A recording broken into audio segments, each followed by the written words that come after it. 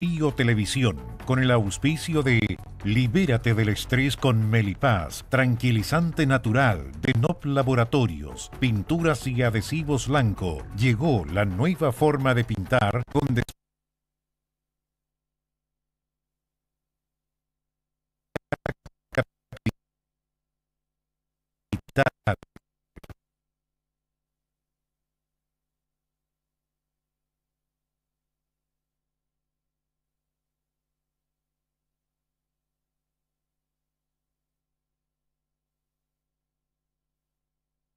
El mundo.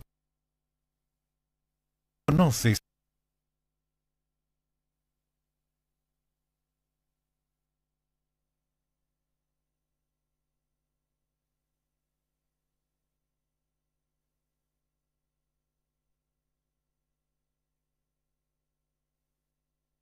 La ansiedad en estos tiempos es indudable. ¿Andas acelerado? ¿Sientes tu mente sobrepasada? ¿Te cuesta dormir bien? Para tranquilizarnos naturalmente, tenemos Melipaz, que calma la ansiedad, relaja y reduce el estrés.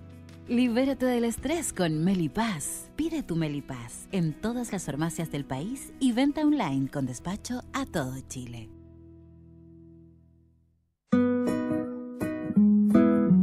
Ella le pone magia al color.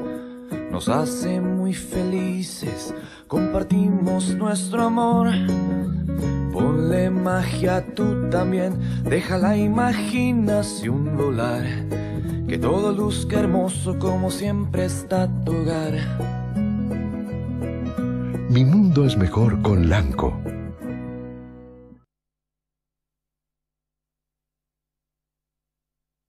Nunca antes en la historia se había generado tanta información como hoy. Nuestro día a día se está transformando gracias a los avances de la tecnología y la digitalización. Un solo smartphone es más potente que las computadoras que llevaron al humano por primera vez a la Luna.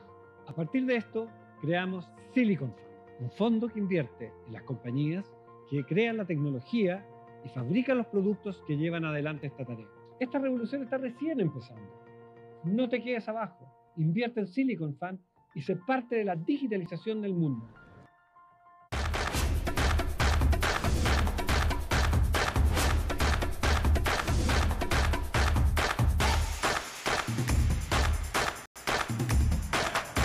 SIDEF, garantía de confianza. Vamos a hablar de planes reguladores. Plan regulador comunal, intercomunal, metropolitano, de lo que está pasando con los guetos verticales. ¿Qué pasa cuando una casa queda entre medio de edificios? No le llega nunca más el sol. Esa gente vive permanentemente en invierno. Vamos a hablar de lo que está pasando con las empresas de la construcción. Varias han caído en quiebra. Estamos con Nicolás León, es ingeniero comercial, también ha estudiado políticas públicas en el extranjero, es gerente de estudios y políticas públicas de la Cámara Chilena de la Construcción. Gracias por estar con nosotros. No, gracias a ti, Tomás, por la invitación. Oye, voy a hacer una pregunta tonta para partir. No creo. No, sí. Para partir desde el comienzo. Se habla mucho de planes reguladores, mucho. Sí. ¿Qué es un plan regulador?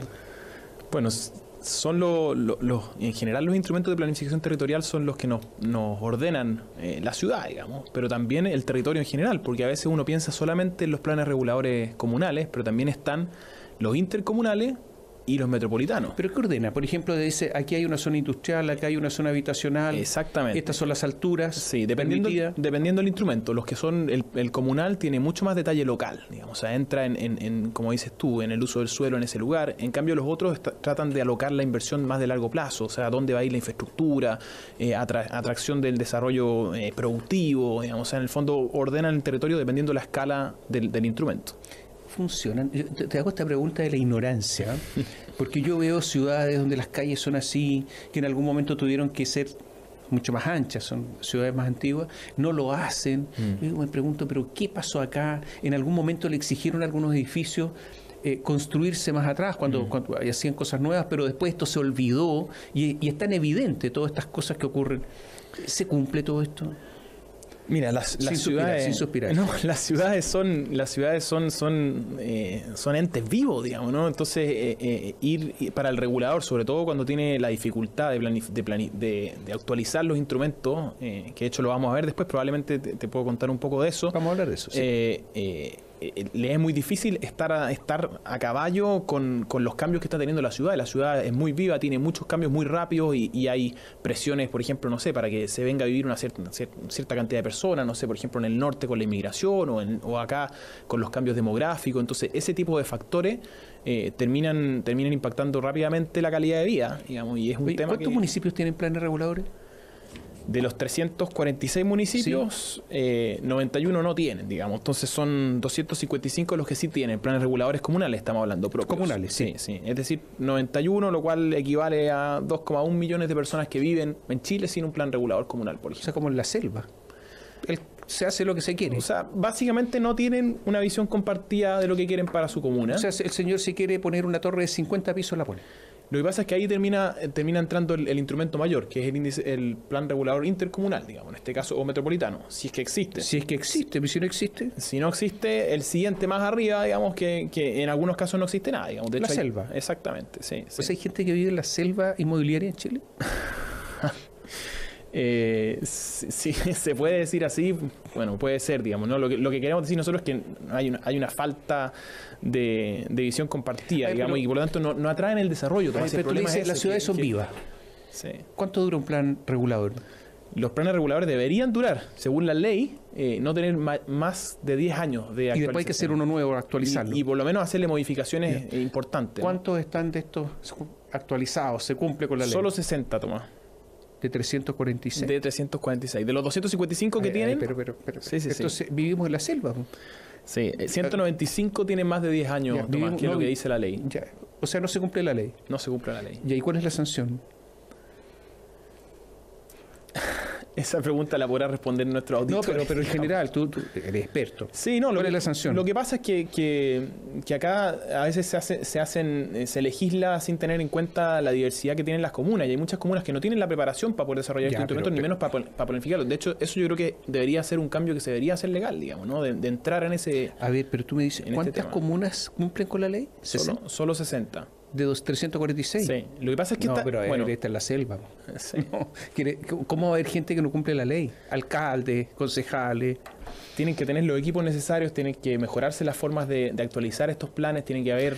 ¿Cuánto duran normalmente? ¿Cuál es el promedio de duración de los planes intercomunales, de los planes reguladores? Hoy día en promedio tenemos 21 años. El doble de lo que. El doble de lo que está. Pero esto es una ley relativamente nueva. Esto a propósito, tú seguramente te acuerdas perfectamente, pero cuando salió todo el escándalo del caso Cabal, entró esta ley de la transparencia del uso del suelo, y ahí se modifica la ley general de urbanismo y construcción y se le pide que los planes reguladores tengan más de 10 años. Claro, porque en Machalí no había plan regulador. Entre paréntesis. Sí, como en muchas otras comunas todavía no lo hay.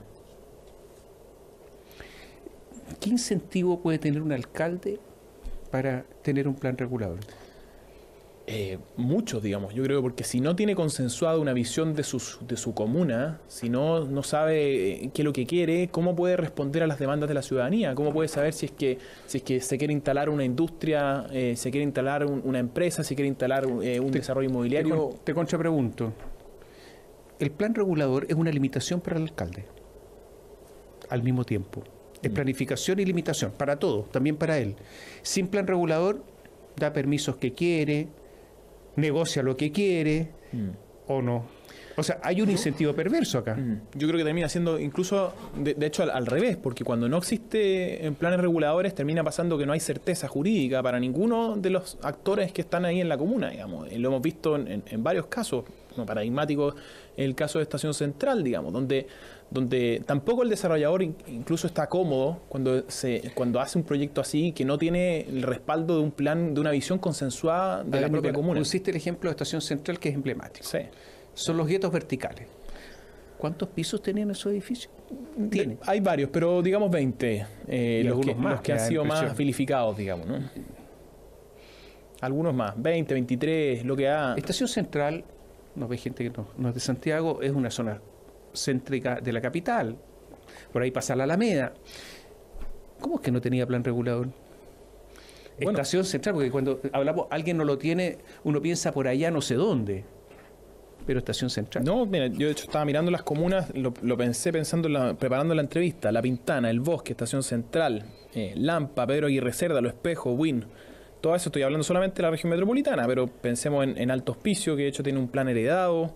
Bio Bio, que bueno, Hualpén de hecho tampoco tenía, ahora lo acaba, estos son datos del cierre estadístico de este estudio hasta diciembre, digamos, y entiendo que lo acaban de aprobar ahora en los últimos días de enero, pero hay muchas comunas que hoy día no tienen ese plan regulador, y eso obviamente genera incerteza, no solamente para el desarrollo, sino que para la calidad de las personas. No es que Estación Central no tenga plata para hacer el plan común, el plan regulador, si recursos tendrá, ahí hay un problema mayor, ¿no? Ahí juzgar intenciones me queda lejos, pero... Ni siquiera intención, negligencia nomás. Sí. Porque ¿cómo? Mira, lo clasificarán cada uno de los oyentes de Ahora, este programa, digamos. Pero mucho se habla en el mundo privado de la autorregulación. Yo me autorregulo, no tantas normas, no tanto Estado. ¿Hubo autorregulación? No, pero es que en este caso se requiere tomar un mínimo de regulación que nos permita entender qué es lo que queremos para este territorio, sobre todo pensando que hacen falta 700.000 viviendas en Chile, digamos, y que haya crecido como haya crecido Estación Central o otras comunas, responde a una necesidad y una demanda enorme. O sea, hemos tenido un cambio demográfico brutal en los últimos 20 años, y eso hace que la presión sobre la ciudad esté presente. Entonces, no solamente que cada comuna por separado haga sus planes reguladores, sino que, bueno, ¿quién piensa en la ciudad? ¿Quién se hace cargo de recibir esa cantidad de personas? Pongo el ejemplo de Concepción. Concepción se están construyendo unos edificios altísimos, 16, 17, 18 pisos.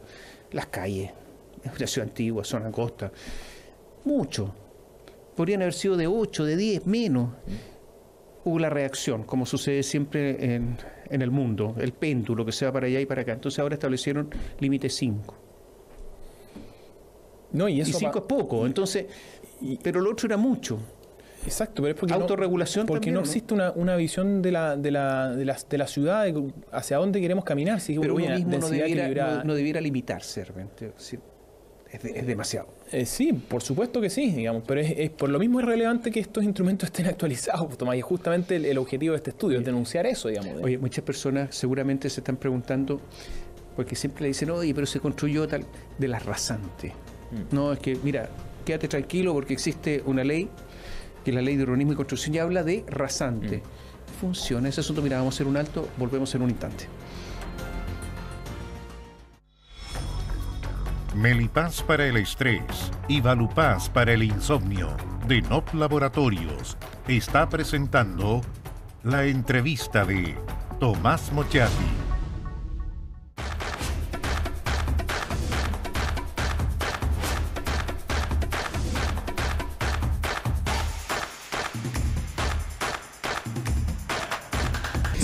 Garantía de confianza. Nunca antes en la historia se había generado tanta información como hoy. Nuestro día a día se está transformando gracias a los avances de la tecnología y la digitalización. Un solo smartphone es más potente que las computadoras que llevaron al humano por primera vez a la Luna. A partir de esto, creamos Silicon Fund, un fondo que invierte en las compañías que crean la tecnología y fabrican los productos que llevan adelante esta tarea. Esta revolución está recién empezando. No te quedes abajo, invierte en Silicon Fund y sé parte de la digitalización del mundo. El estrés y la ansiedad en estos tiempos es indudable. ¿Andas acelerado? ¿Sientes tu mente sobrepasada? ¿Te cuesta dormir bien? Para tranquilizarnos naturalmente, tenemos Melipaz, que calma la ansiedad, relaja y reduce el estrés. Libérate del estrés con Melipaz. Pide tu Melipaz en todas las farmacias del país y venta online con despacho a todo Chile.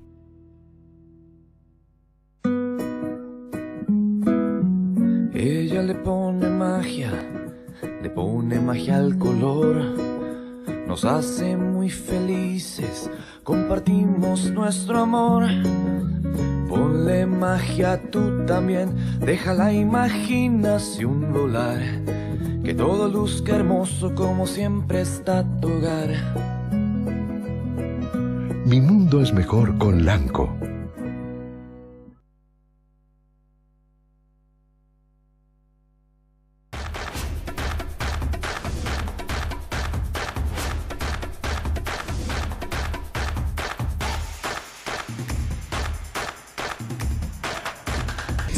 Garantía de confianza. Melipaz para el estrés y Valupaz para el insomnio de NOP Laboratorios está presentando La entrevista de Tomás Mochati. Conversamos con Nicolás León, él es gerente de estudios y políticas públicas de la Cámara Chilena de la Construcción. Funcionan las rasantes para que la gente tenga sol al final. Iluminación. Exactamente. Sí, esa y también hay otras medidas que se han utilizado para tratar de acotar la densidad. ¿Pero funciona la rasante?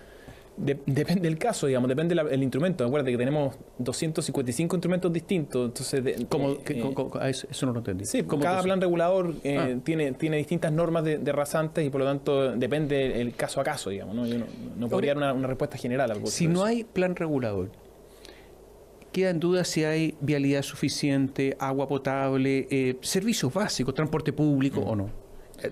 O sea, para eso ayuda. Sí, eso y también todo lo que tiene que ver con el equipamiento urbano, digamos, ha pasado mucho también y nos permite referirnos a otro tema, Tomás, que es que el Estado ha hecho grandes inversiones, por ejemplo, líneas de metro, el Mapocho Río, acá en Santiago, muchos otros, y ¿qué termina pasando? Es que como los alcaldes son los que tienen la potestad sobre ese plan regulador, bueno, terminan aprovechando esta gran inversión estatal, pero restringiendo todo tipo de altura, digamos, pensamos, no sé, en Maipú, que tiene una línea de metro, tiene alto estándar urbano en ciertos espacios y están pensando en hacer una disminución del plan regulador a 2 pisos, digamos, ¿no? En toda la línea del metro. Entonces, ¿tiene sentido eso desde el punto de vista de la ciudad? No, lógico que no, digamos, ¿no? Y eso es exactamente lo que permite, tener esa conversación es lo que permite tener un instrumento de planificación territorial. Hay todo un problema y una polémica sobre lo que se demora en los permisos de construcción. ¿Cuánto demora en promedio un permiso de construcción? ¿Un permiso de edificación? Sí, de edificación. Sí, de hecho, mira, estaba justo mirando los números antes de entrar acá. Un permiso de edificación por el plazo legal debería ser entre 15 y 30 días. Hoy 15 a 30 días, sí, legal. Sí, y hoy día el permiso de edificación toma en tiempo real 76 días, Tomás. Eso, y estamos hablando de una dispersión bien grande dependiendo de la dirección de obra. ¿Y cuál es la sanción al incumplir la ley? Ninguna. O sea, incumplir la ley es gratis. ¿Hay corrupción en las direcciones de obras municipales? No tengo información para poder decir eso, Tomás. En general, ahí como gerencia de estudio, en general estamos viendo los temas a nivel macro. Y de hecho, los números que te mencionaba tienen que ver con un estudio de productividad quiero decir que es más general. El director de obras municipales no depende del alcalde, sino que depende de la seremía y del ministerio en definitiva. Y por lo tanto hay toda una dicotomía ahí extraña, ¿no? Sí. No lo puede despedir el alcalde, de hecho. Sí. Pero información, de hecho ahí, tú sabrás, pues yo no he pegado un ladrillo jamás en mi vida. Yo estoy dedicado a los números más generales y en general a aportar a este tipo de soluciones desde la política pública, pero para responder si es que existe o no existe corrupción, creo que hay organismos pertinentes, están los tribunales, tendrán que hacerse las denuncias, sobre todo de los que están construyendo. ¿Cuántos permisos necesita, por ejemplo, alguien para construir un edificio? Es un tema bien interesante, digamos, porque de hecho, para construir solamente un edificio residencial, tú necesitas 137 permisos. ¿Cuánto? 137. Pero si tú piensas... Perdón, 137. Sí. Pero si piensas... A ver, pero yo entiendo ya. Ingeniería, transporte, energía eléctrica, gas... pero llegar a 137, ¿cómo llegan a 137? Sí. Bueno, hay desde Dirección de Vialidad, CONAF, Dirección General de Agua, el Consejo de Monumentos Nacionales, la Seremía de Salud. ¿Con la CONAF? ¿Sí? Sí. Por ejemplo, las declaraciones de interés nacional de obra imprescindible, el manejo del bosque nativo, si tú estuvieras construyendo cerca de eso. Estoy hablando ejemplos de permisos, digamos, pero específicamente para un permiso de edificación residencial es el número que te decía, pero si piensas en total los permisos que se requieren para proyectos de construcción, independiente cuál sea, a veces pueden ser hospitales, obras de ingeniería, 400 permisos, 53 instituciones diferentes. Tomás. ¿Para construir un hospital? Para un hospital son 180. Te digo que si uno catastra todos los permisos que existen para la construcción, son 400 distintos. De 53 instituciones públicas. ¿Esto ha ido aumentando? ¿Se ha ido mejorando? ¿Cuál es la curva de esto? Se mantiene igual en los últimos 5 años y de hecho estos son levantamientos hechos por la propia Comisión Nacional de Productividad, no son necesariamente datos nuestros, así que respaldados en cifras oficiales, no es denuncias de los propios socios de la Cámara, digamos, ¿no? Miramos lo que yo tengo una impresión, que en este momento el país está preocupado de la delincuencia, de la seguridad pública. Y posiblemente nos vayamos acostumbrando a esto. No es que se solucione, sino que nos acostumbremos. O un poco de las dos cosas. Internalizar ese costo, un poquito, sí, como ha sucedido en otros países. y van a surgir otros problemas que hoy día están escondidos por esta emergencia. Por ejemplo, la vivienda. Ahí estamos llenos de campamentos. Esto ha sido un crecimiento explosivo. Así es. ¿Han pensado ustedes cómo se soluciona todo esto? O sea, ¿qué va a pasar con medidas de mitigación para los campamentos o no? Sí, este es un tema que como Cámara nos preocupa y que hemos trabajado arduamente en el tiempo, digamos, ¿no? Llevamos 10 años, no solamente, más de una década, de hecho, monitoreando el tema del déficit habitacional. Hoy día las cifras hablan de 650.000 viviendas que se necesitan en Chile. Yo creo que esos son con datos. Sí, yo creo que esos son con datos de la CACEN del 2017, que es la más confiable, pero ahora, de hecho, estamos este año, así que te avisaré cuando tengamos los datos nuevos para ver si te los puedo venir a contar acá también, pero ese número seguro va a crecer también con el impacto de la inmigración. Y eso ya hemos visto la punta del iceberg. La punta del iceberg son los campamentos, pero el problema del déficit es mucho más amplio. Están los allegamientos, están los hacinamientos, están las viviendas deterioradas. Y si uno suma todos esos aspectos, podemos llegar fácilmente al millón de requerimientos, digamos, ¿no? Ya tendremos datos más precisos de eso cuando podamos revisar la CACEN de este año, que se está de hecho ejecutando ahora, digamos, ¿no? Pero por ahí va. Y en cuanto a las propuestas, bueno, lo primero, y por eso es importante hacer el punto de los planes reguladores, es hacerse cargo del aumento del precio del suelo, Tomás. Digamos. El suelo en Chile, hay un estudio del Banco Central que habla de que el 50% del aumento de los precios de la vivienda en Chile se ha dado por el aumento del precio del suelo. ¿Por qué aumenta el precio del suelo? Bueno, porque se genera una escasez de alguna manera artificial, digamos, porque el suelo está, cada vez que se restringe las alturas, que se restringen las posibilidades de densificar equilibradamente, como lo conversábamos en el bloque anterior, se está restringiendo el suelo bien ubicado, atractivo para la generación de más oferta, digamos. Cuando hay más oferta, los precios bajan, digamos, ¿no? Y hoy día en Chile hemos ido justo en el sentido contrario, hemos ido restringiendo las alturas en todo, lo comentábamos antes, no solamente en comunas típicas, sino que incluso en donde el Estado ha hecho grandes inversiones, digamos. O sea, cómo el Estado mismo podría aprovechar parte de las plusvalías que genera cuando hace este tipo de inversiones. Hay en otras partes del mundo donde, por ejemplo, el metro tiene la opción de desarrollar inmobiliariamente espacios que están al lado de sus franjas donde ellos están invirtiendo, y de esa manera, por ejemplo, en Singapur financian nuevas líneas de metro sin ni un peso estatal, digamos, ¿no?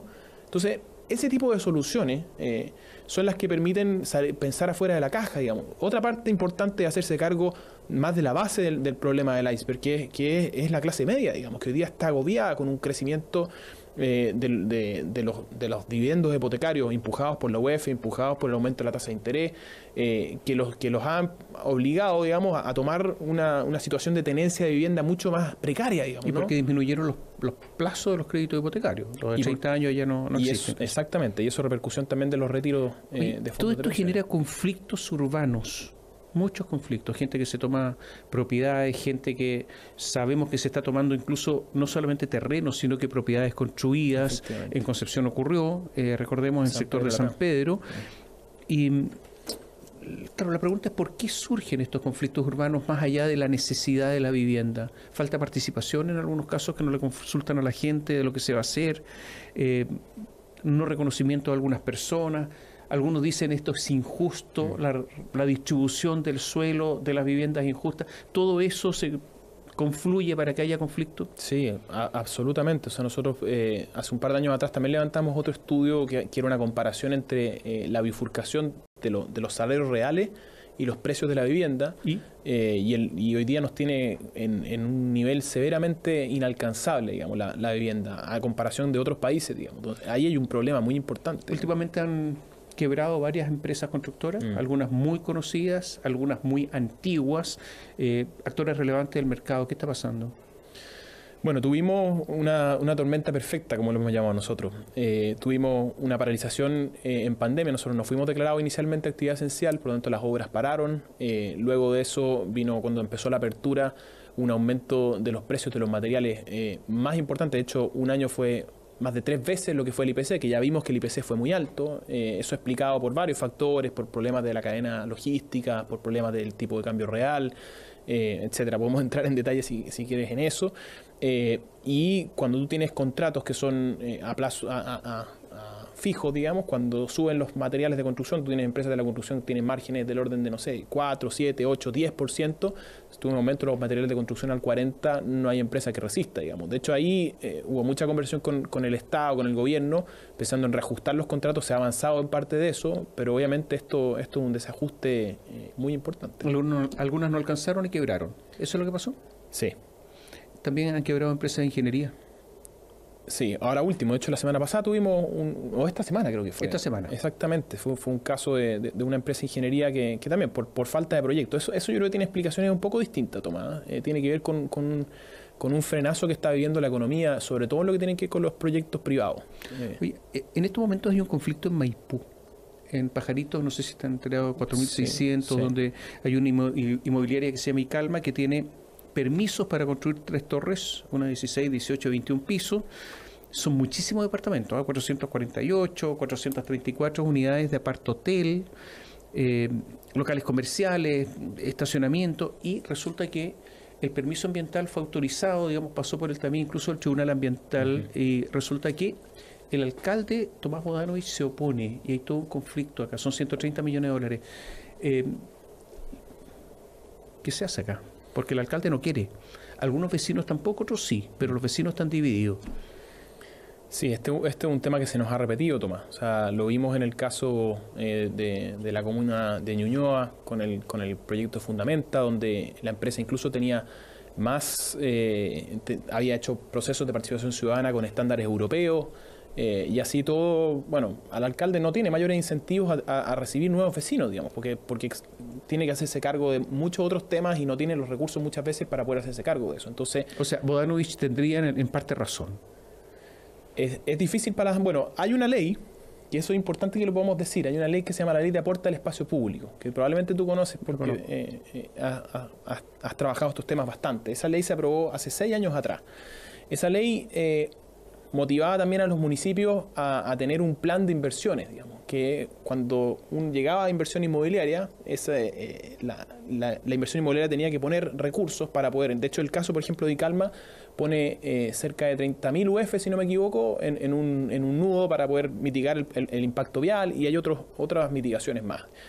Pero solo 12 comunas, Tomás, desde hace 6 años han desarrollado sus planes de inversión, digamos. Entonces, cuando uno dice, bueno, se crea una ley para que este desarrollo le llegue a la propia comuna, y las comunas no han sido capaces de levantar sus planes de inversión, bueno. Aquí los alcaldes no están haciendo la pega. Porque no vamos a decir que no hay solo 12 comunas que tienen los recursos suficientes para hacer el plan. No, estoy seguro que no. ¿Hay un problema con los alcaldes? Yo no sé si es un problema específicamente de los alcaldes, bueno, sino que más bien yo creo que es un problema mayor, es un problema de que muchas veces los alcaldes no tienen los recursos suficientes para hacerse pero cargo 12 comunas no. Hay más de 12 comunas en Chile que tengan los recursos para hacer este plan. Sí. ¿Cómo no? Sí, además los beneficia. Sí, en este tema yo la verdad es que no conozco las razones por las cuales las distintas comunas no lo han hecho, digamos, pero aquí hay una ley aprobada que de hecho aporta recursos a los municipios cuando hay desarrollo, y por lo tanto para que los alcaldes tengan incentivo a atraer inversión, para que poder, y no solamente por la inversión, sino que porque para que un vecino de Maipú pueda seguir viviendo en Maipú y los precios no sean exorbitantes, tiene que desarrollarse de una manera equilibrada la ciudad, digamos, ¿no? Y por lo mismo, si es que no atraemos esa inversión, el problema de la vivienda y el déficit habitacional que estamos viendo, que comentamos hace unos minutos atrás, no va a seguir más que profundizándose. Voy a un tema de seguridad que se va a repetir el próximo verano. Los incendios, la falta de planes reguladores y por lo tanto el fuego que llega hasta los centros urbanos. ¿Han hecho alguna propuesta ustedes para que esto mejore rápido? Sí. De hecho, como Cámara, no solamente hicimos propuestas a propósito de la mejora de los planes reguladores, este es un tema que también, y no solamente los planes reguladores comunales, sino que los planes reguladores intercomunales, es un tema que se tiene que tratar. De hecho, existen muy pocos planes reguladores que han hecho evaluaciones ambientales estratégicas que toman estos puntos también. No tengo el dato exacto de eso, pero lo podré compartir con la audiencia a posteriori, digamos, ¿no? Y nosotros como Cámara estuvimos activamente también participando en el tema de los incendios. De hecho, no solamente en lo que ha venido después, que es la reconstrucción, en el propio Valparaíso se inauguró hace unos días atrás la vivienda definitiva, también en el sur pero es un tema que nosotros nos involucramos con mucha fuerza como gremio, haciendo cortafuegos, ayudando, bueno, en los aspectos que se requirieron en el momento de la emergencia. Ahora, en el verano muchísimos incendios llegaron hasta los centros urbanos prácticamente. Sí, ahí la necesidad de cortafuegos. Lota, Chihuayante, un montón de localidades. Y por lo tanto hay un problema, hay una falla. ¿Quién es el responsable de eso? Yo diría que es una débil planificación territorial, Tomás.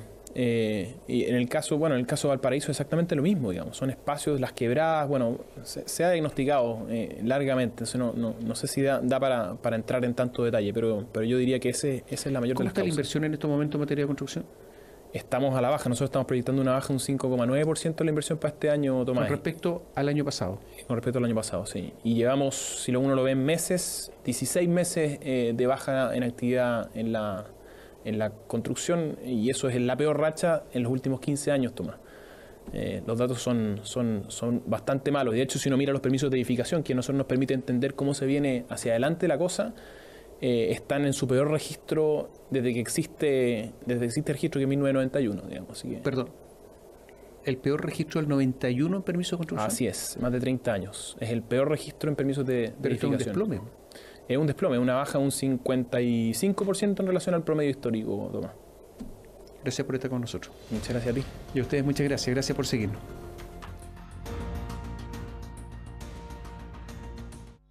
Canal 9 Bio Bio Televisión, con el auspicio de Libérate del estrés con Melipaz, tranquilizante natural de NOP Laboratorios, pinturas y adhesivos Lanco. Llegó la nueva forma de pintar con despacho en 24 horas. DVA Capital invierte en las empresas tecnológicas que lideran la digitalización del mundo. Conoce Silicon Fund en dvacapital.com. Y Dongfeng T5 Evo, diseño de alta gama y 195 HP de potencia. SIDEF, garantía de confianza. Presentaron la entrevista de Tomás Mochiati.